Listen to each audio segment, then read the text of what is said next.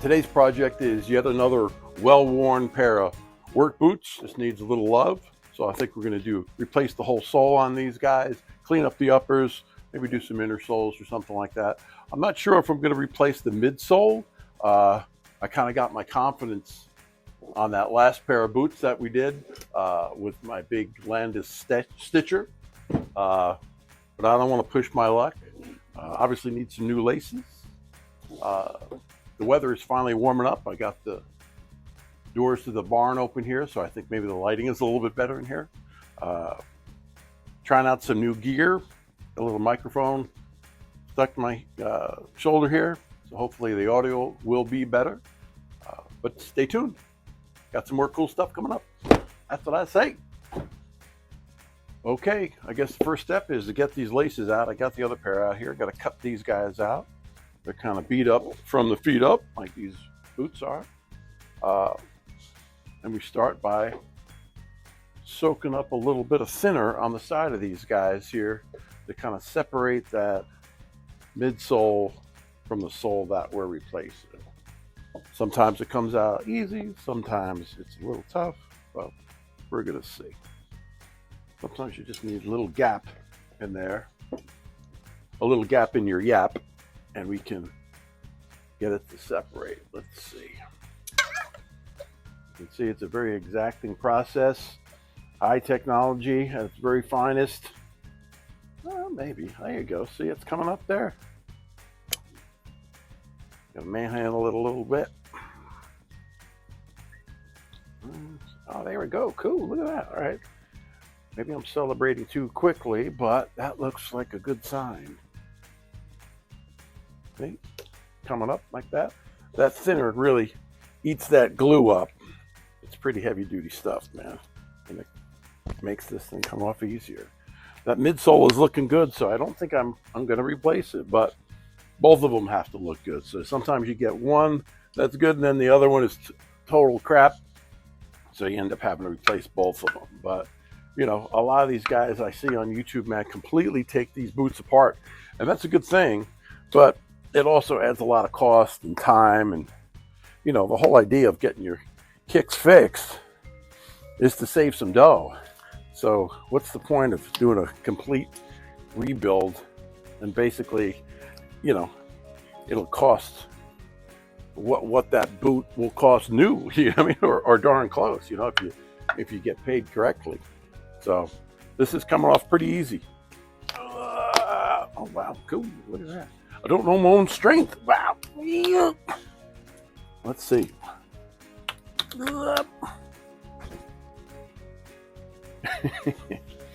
Having a little wrestling match here, isn't that cool? All right, there we go. So that came off in one piece. Wow, that's surprising. And that midsole is actually in good shape. The stitches are intact. So I think I'm just going to rough that up, clean it all up, sand it, and I'll be able to glue right back onto this. That's cool. That's a good sign. Let's see how number 2 goes. Okay, let's try for 2 for 2. Like I said before, if you can just get a little bit of a gap in there, that glue has a place to kind of penetrate in there and let you get that sole off. Well, this guy is not coming off as easy as the first one, but I might trick a little bit.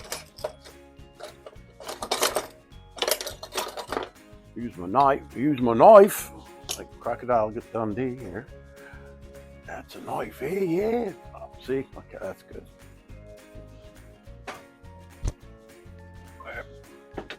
It wants to cooperate. Come on, brother. You can see my exquisite knife handling skills. Hopefully I won't be cutting the damn finger off. Persistence and patience pays off in the end. I hope. I keep telling myself, there's something weirdly satisfying about doing this. I don't know what it is. It's, you know, I guess it's the process, you know, it's, you know, A, B, and C. You kind of have to do it in the correct order so everything works. You know, and it's, I don't know. You figure guys have been doing this for 100 years. Or if not longer, since people have been wearing shoes, somebody's been fixing them, right? And literally in a million years, I never thought I'd be back doing this.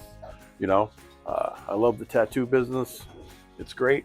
You know, I just made a video yesterday down in the shop with some good friends of mine and customers, and just kind of explain that whole process. So I don't know. For me, it all comes from the same place, you know, from the act of tattooing to, you know, sitting down and drawing and kind of using your imagination to come up with something that's different or cool, or just drawing something just because it's fun to draw. You know, I've been using that iPad for a while, and it's cool. You know, it certainly is cool. You know, it saves time and all that stuff, and but it doesn't have the same kind of like tactile quality of, you know, when you're drawing, you know, with a sharp pencil and paper, and you get to erase stuff, and I don't know, there's something really fun about that too. So I've been trying to do that more. A lot of the guys in the shop have all been like painting, and I never painted flesh. I always kind of drew it with paper and pencil, and it just, because it's more like how I tattoo, you know. But to see all these guys painting and being really motivated to paint, you know, and they're painting stuff that they're ultimately going to tattoo on people. So it's, you know, it's an investment in your own career, which is, you know, where it's at, man. You know, and there's no AI, you know, I guess there are people doing like AI tattoo designs, but that's pretty weak, man. I don't get it. You know, once you take the human factor out of tattooing, what's the point? You know, like it's, I don't know, that's where all the fun lies. See, this guy's coming off too. Man. Another installment of, you know, old tattooed guy fighting shoe.com. All right, it's coming off. All right, full disclosure, these are actually my boots, and I've been wearing them so damn much, they needed some help. Here we go. All right. Number 2, that came off pretty easy too, but you can see that's all still solid. So we just sand all that down. This is probably going to be a couple of day process because it's late on Sunday. I'm going back to New Jersey. Got a bunch of stuff to do tomorrow.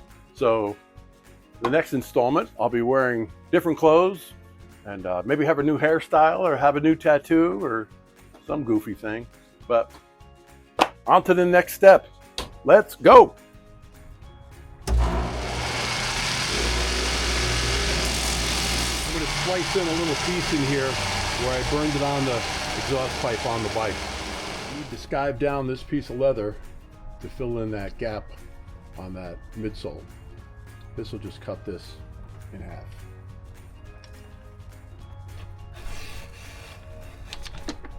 See? Pretty cool. So I got this wedge on here, just hammered it down so it's not going anywhere. So I just give this guy a little trim. This machine does 5 things. I'm not really sure what they are, but they say it's a 5-in-1, so I don't know, we'll see. So I'm just roughing up these replacement soles, get them nice and flat, get any gunk or oil or anything that might have been there from the manufacturer, get all that off so it's a nice clean surface that we can glue on. Just giving them a little bit of a scuff up, get them nice and flat. On to gluing. So I did say I'd be filming all this over a couple of days, hence my costume changes. And I got some new glasses, which of course as I'm getting older, I need more and more, but they help a lot. I figured when I had these shoes apart, or my boots apart, I'd give them a good cleaning, a little degreasing, because God knows I'm greasy. You know, it's crazy. Years ago, I wouldn't be wearing gloves. So, and when I started tattooing also, my partner always wore gloves. And the old timers back then used to make fun of us, like we were afraid of getting a little blood or a little ink or any of that stuff on us. But we kind of had the last laugh. I've actually really never done a tattoo without wearing gloves. And I've been doing this since, I don't even want to think about how long, but a long time. And it was a good decision. And my partner, man, he took a lot of heat about it just because all those guys are, you know, kind of raw boned guys. You know, it was their way or the highway. But I always wore gloves too, because I was tattooing part-time and I was doing this full-time. So my hands were always all cut up and covered with dye and ink and all kinds of stuff. So that was the last thing I wanted to be doing, is grabbing some poor innocent soul's skin and getting some of that stuff in there. And it just looks cleaner. But those were the old days of tattooing, So these are cleaning up pretty good. Like I said before, these are my boots. I'm kind of keeping as busy as I want to be doing this. But I'm looking on camera, man, and these things look like torpedoes. Jesus Christ, they're huge. When I was a kid, my mom would take me shoe shopping, and she would say, Michael, you don't even need shoes. You should just be wearing the box. And my younger brother was bigger than me. I was the run of the litter. He was a gorilla and a man among men, that's for sure. I miss that creep. I might put him down and come back in a couple of days. That's the beauty of this kind of work, is that you can do what you want to do, set it down, turn the lights off, get back to doing what you're doing, and then come back in a couple of days and pick up where you left off. It's not like tattooing, where once you sit down, you're committed. Speaking of committed, I probably should be committed. All right. All right, that's enough of this sniffing this thinner.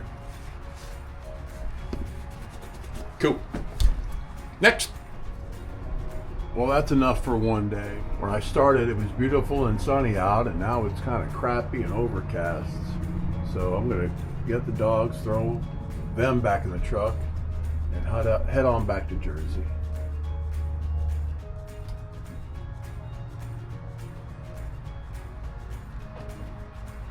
Turn the lights up before you leave. There you go. See me? When will spring be here?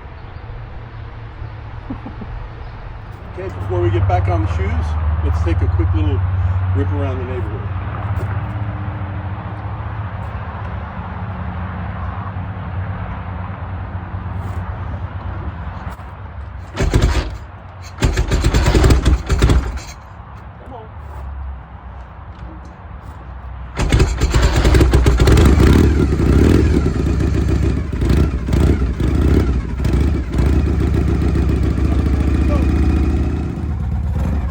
This bike here is 1975 Harley Davidson FLH, basically a stripped down dresser.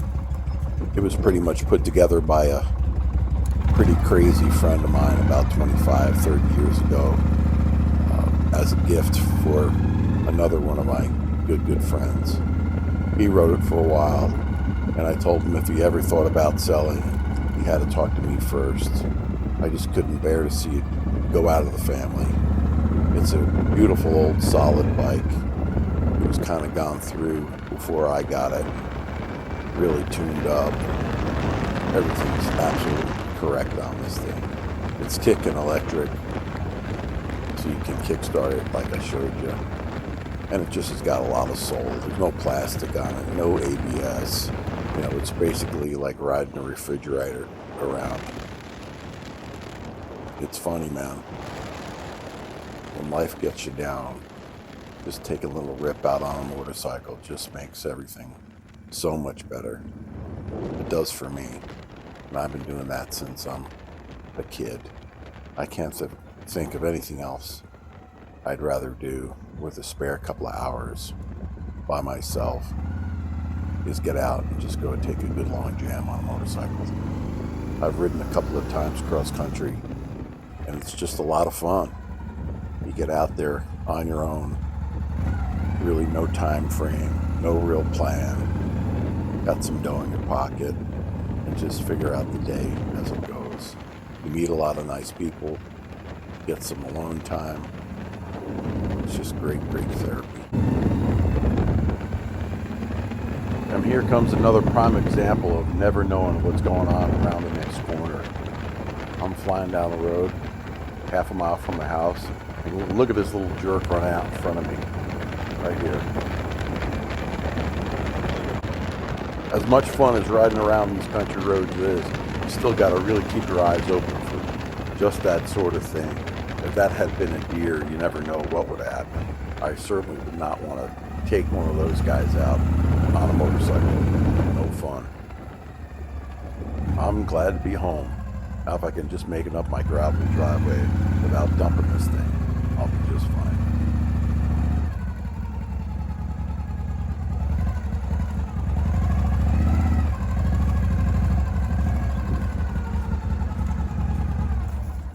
Well, ain't that a kick in the ass? I just took that cool little ride, combing my beard out a little bit.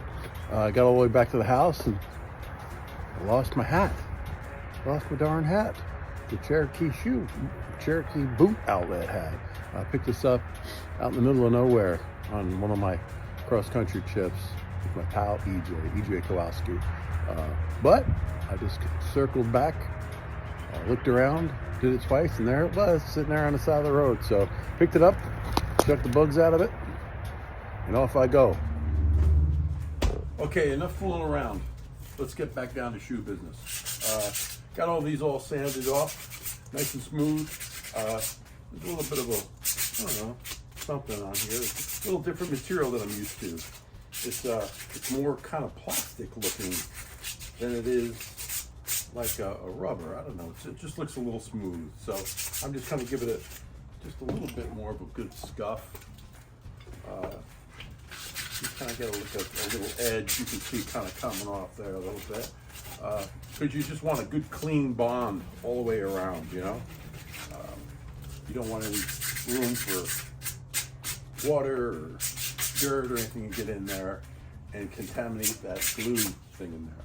So what I also am going to do is use a little thinner just to make double sure that I've got whatever, if there's any contaminants on here, this will pretty much wipe it out. But with that clean, then I'm just going to use this little rougher, little kind of wired gizmo. I think I showed this before, but this will just give this material just a little extra tooth for that glue to hold on. That kind of sounds cool. Sounds like a cartoon for when you're scratching somebody's back, you know.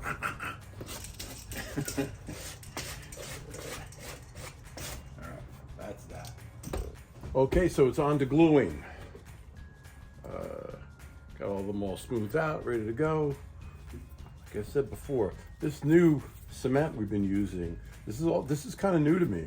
This is different stuff that I'm used to using. You can see you don't need to use a ton of it. You just want to put a nice even coat on. I've been out here working in the barn here all winter when it's been pretty cold, man. I think actually that last video, or maybe in the beginning of this one, you can see like little, you know, condensation on me, you know. You see the frost in my breath. And I'm happy I was able to find my hat, man. Going back there, you know, I had to retrace my steps, which any reason to get back out of the motorcycle is always good for me. But I was thinking, man, what if I don't find it? I'm not too sentimental about a lot of stuff, but some stuff, man, I don't know. You know, you connect memories to certain things, you know. Me and my friend EJ, who I mentioned before, we drove cross country and picked up a race car and was dragging this thing back. The thing weighed a ton. We were in an older pickup truck, so we basically felt like we could have got out and ran next to the truck faster than as fast as we were driving down the interstate. But he's a proverbial tourist, much like myself. You know, if I'm going somewhere, I want to see all the cool stuff. I want to see the world's largest ball of string. I want to see the aluminum foil, you know, giant aluminum foil dragon, or, you know, some weird thing. It's cool. It makes the trip interesting, man. And I certainly deal with that wintertime depression, you know, what they call seasonal depression. I don't know. I just get bummed out in the wintertime. You can call it what you want, but it's just, yeah, I just get bummed. So that's really why I like to keep busy and doing stuff. And, you know, between the shoe thing and now this YouTube thing, it's a great positive outlet, man. You know, if you you know, idle hands do the devil's work, and that is for sure, man. I know in my case. But it's nice to be able to come out here and fool around a little bit, and, you know, think about how I'm going to film it or what I'm going to talk about, and all that.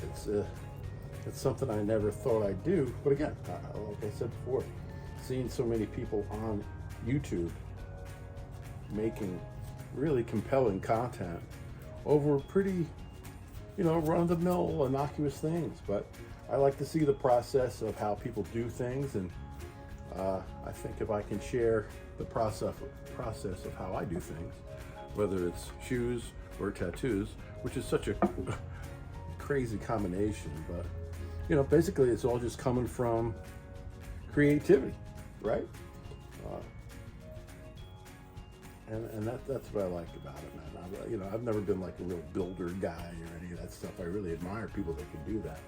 But this kind of stuff and tattooing is just kind of what I like. It's fun. All right, we'll let those things dry, and then we'll put them on the press. Okay, it's been about 20 minutes. This glue seems to have set up pretty well. Now it's time to put these guys together. The old matchup. Match game 73. Or 25, whatever year it is. It's a little tricky. I'm a professional then.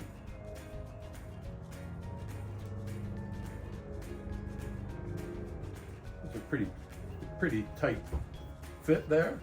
A little bit of a overlap. Okay. Pick out the old trusty hammer. This you just give it a good hammering.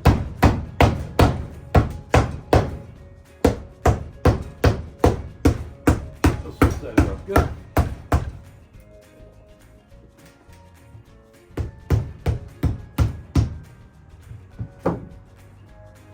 Number 2.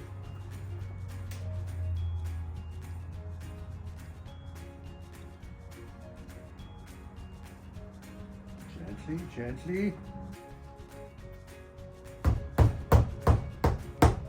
Sometimes you gotta kind of push it along the welts here a little bit. Make sure that seam is good. But I'm gonna throw it on the press here in a minute too, so that gives it a good even amount of pressure. It's on there pretty good.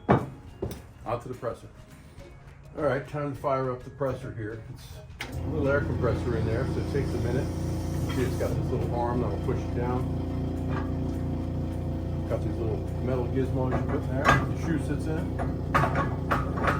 You just grab the shoe, put on this last a little bit, kind of position it where it needs to be.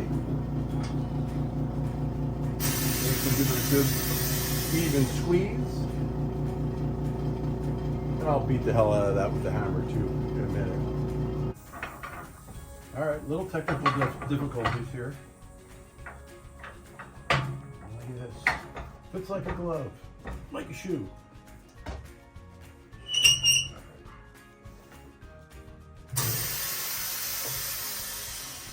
You can see there's a little bit of a overlap here, but not too much. You don't want too much waste.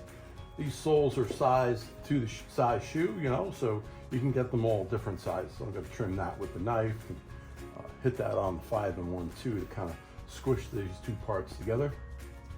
But it'll be good as new. All right then, it's the next day. I let these sit overnight. Last night when I was filming that last part, the battery on my camera went dead. I can't seem to quite figure out the whole keeping the batteries alive and all that stuff. So these are on there pretty good. I'm going to trim them by hand, but trip out on this. A buddy of mine from Kansas just sent me this, one of my beatnik brothers. It's the Crystalline Shoemaker's Stone. Never saw one of these before, but it's like a sharpening stone. It's got a coarse side and a fine side.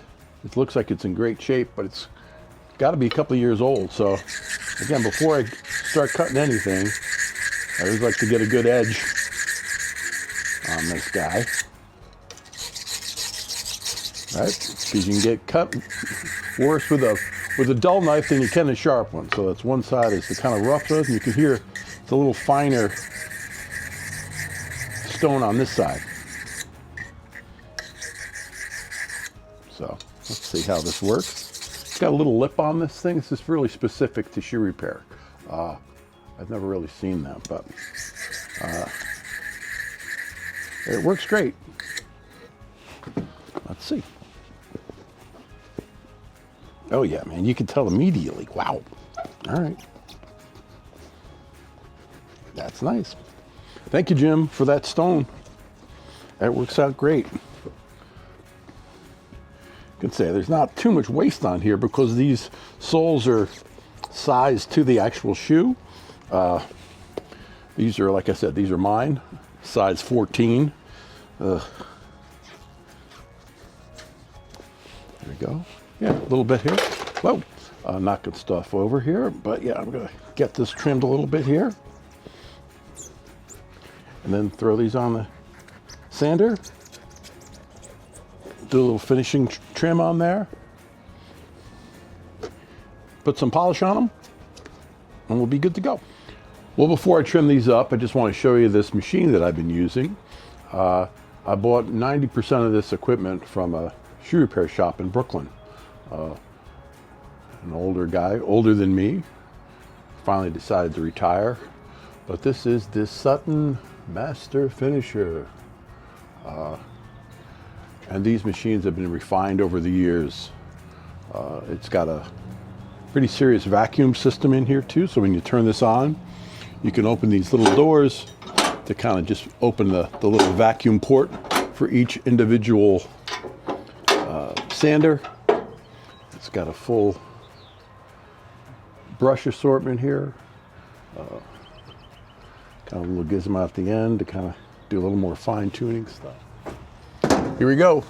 Putting on the dust extractor, the vacuum, and the sander. Nope. Didn't have that thing open. Wondering where all this dust is coming from.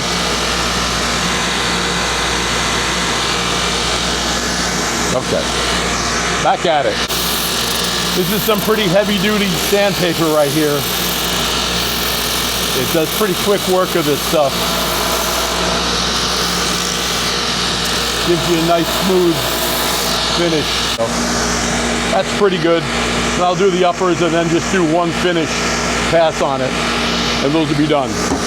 Gonna do the other one later. Okay, I got the soles all trimmed up pretty good.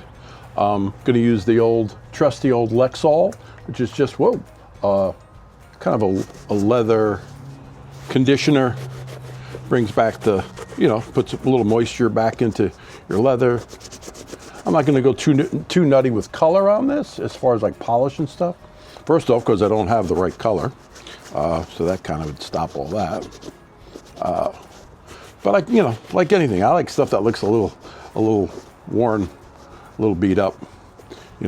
Usually go with old cars and motorcycles. Nobody's like, I don't want any of that rusty junk. Well, now they call it patina. Patina. So it's a nice word for rust. So it's kind of a strange parallel with tattooing. The only issue we ever see with people having a hard time healing their tattoos is that if they put too much stuff on, and you just end up clogging your pores. And I think it's the same thing with leather care. You see people like, they want to waterproof their shoes or their boots, and they just glob this stuff on there, and that, yeah, they're waterproofing it, but you're taking, the advantage of leather is that it's breathable, that it breathes and, allows you to perspire and dry out and all that stuff. So if you clog those pores, it's never going to work. They used to say in the old days, you can judge a man by the condition of his shoes. If you can't keep your shoes looking good, what makes you think you can keep the rest of you? So I think there's something to be said about that, actually. But get the tongue there. All right, I'm just going to buff this off a little bit. Yeah, I'm not looking to make these things, look brand new. But with a new sole, Like putting tires on your car or your bike, just makes it look better. It's pretty good, right? So just one more round of quick trimming on these guys, and they'll be done. Turn out. You guys have to be impressed with the amount of production value that I've been putting into these videos. What you don't see is behind the camera, there's a whole staff of literally hundreds of people that are just lighting people and sound people. So, you know, I know this looks very, very simple, but there's a lot going on behind the scenes that's kind of on the down low. So let's just trim this up one more time and we'll be done. So I found some new laces in my pile of stuff here. The old school regular work boot laces. Gonna get these guys laced up and back on the street. There's always the question of, do you go under the eyelets or over? Me, I'm old school under the eyelet. There's tons of online debate about that. It's been battled back and forth for years, but I'm here to tell you this is the way to do it. So this may take me an hour or two, but stay tuned. So there you have it, finished job. Got the soles on here, cleaned them all up, new laces. I just found this. That was my original shoe repair shop long before I was tattooing. Look at this. Made in May and June 1990 by me. Shoe repair in Westfield, New Jersey. Man, had somebody told me 35 years ago that I'd be out here in Pennsylvania back at this, I never would have believed them. I'd have a better chance going to space with Katy Perry than doing this again. But here I am, and I'm enjoying myself. So thanks for watching. Stay tuned for more stuff. Like, subscribe, hit the notification bell, and the rest of that jazz. And I'll see you down the road. Thanks for watching, everybody.